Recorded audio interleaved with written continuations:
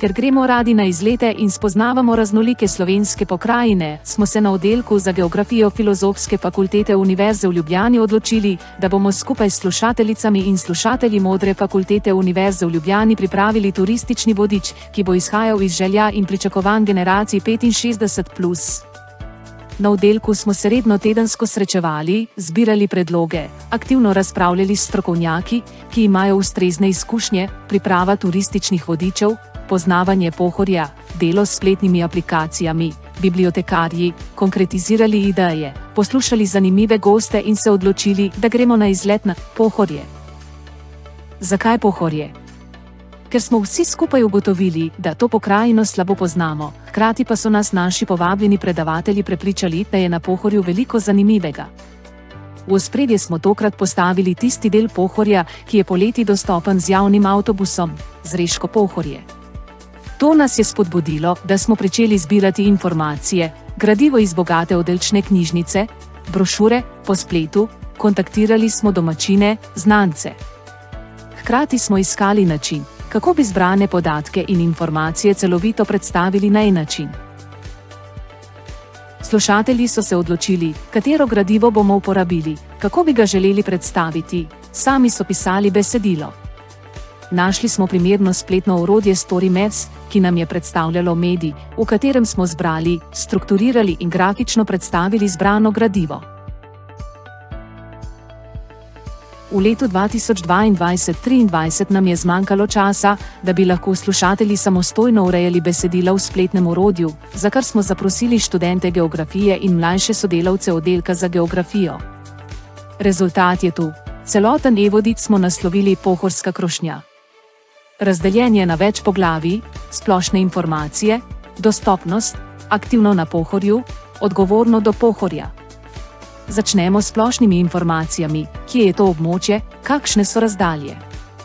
Nato uporabnika usmerjamo na splet, kjer so najbolj nujne in ažurne informacije o vremenu, kontakti lokalnih turistično-informacijskih centrov. Več razmisleka in prostora smo namenili dostopnosti z avtomobilom, kolesom, javnim potniškim prometom. Osrednji del predstavlja nabor idej, kako bi aktivno preživljali prosti čas na Pohorju. Kot pohodniki, zato so v zemljevid vstavljene vse kategorizirane peš in planinske poti, ki jih je kategorizirala Planinska zveza Slovenije, po Pohorju. Kako je z zimskimi športi na Rogli? Za nadobudne kolesarje, ogledate si lahko trase in višinski profil kategoriziranih kolesarskih poti. Posebno pozornost smo namenili tudi aktivnostim, ki jih lahko izvajate z vnuki. Raziskujete visoka barja, se razgledujete nad krošnjami, se kulinarično razvajate z okusi Rogle ali pa obiščete center vesoljskih tehnologij v Vitanju. Seveda nismo pozabili na pohorsko kulinariko. Pripravili smo interaktivni zemljevid s ključnimi podatki gostincev in rokodelcev, ki so vključeni v kolektivno blagovno znamko Okusi Rogle. Poseben poudarek smo namenili prepoznavnim turističnim kmetijam. Pripravili smo kratke opise znamenitosti, ki si jih je vredno ogledati.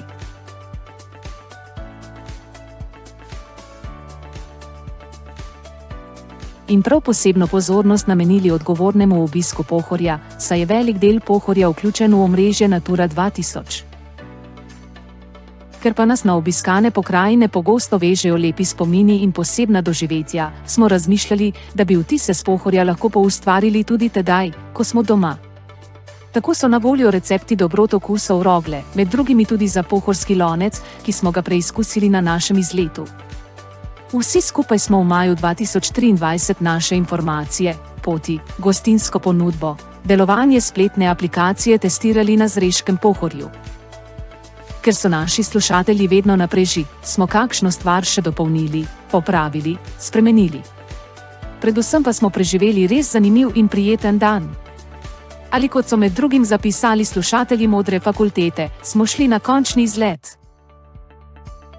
Slušatelji in uporabniki ste lepo pozvani, da svoje mnenje glede uporabnosti aplikacije ali vaše predloge posredujete na naslov info@fef.univerzale.si. Za vse, ki pa bi radi še sami dodatno raziskovali Pohorje, pa je na voljo obsežen seznam raznovrstne literature. Če vas to vrsten način druženja zanima, se lahko našemu geografskemu raziskovalnemu krožku pridružite že v jeseni 2023. Seveda bomo odkrivali slovenske pokrajine in jih poskušali zanimivo predstaviti v e-turističnem vodiču za generacije 65+. Dobrodošli!